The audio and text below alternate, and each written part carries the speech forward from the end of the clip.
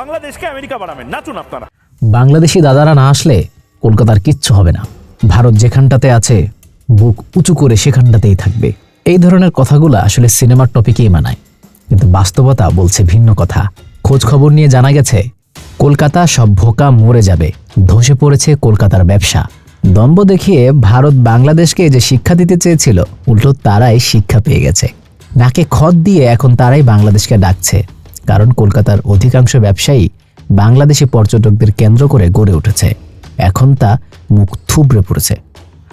আমাদের একটা visa crisis চলতেছে, এটা আসলে আমাদের জন্য মোটেও শুভকর নয়। বাংলাদেশি পর্যটকদের অভাবে কলকাতায় এখন হাহাকার শুরু হয়েছে। এখন উল্টো বিপাকে পড়েছে ভারত।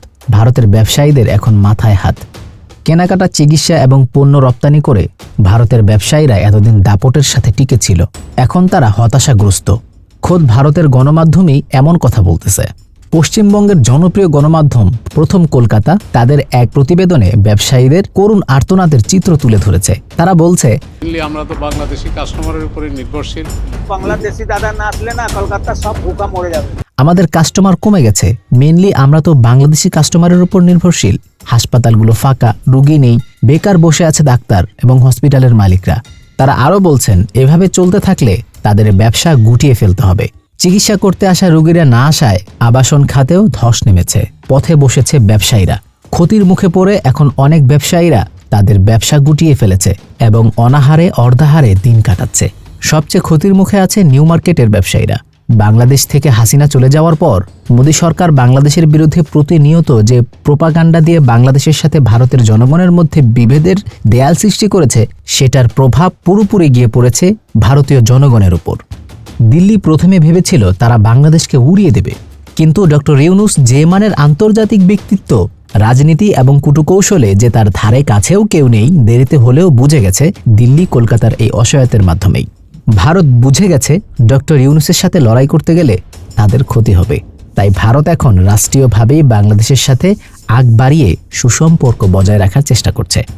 গেল মাসে ভারতের পররাষ্ট্র সচিব বিক্রম মিশ্রা বাংলাদেশে উড়ে এসে সম্পর্ক ভালো করার চেষ্টা করেছেন।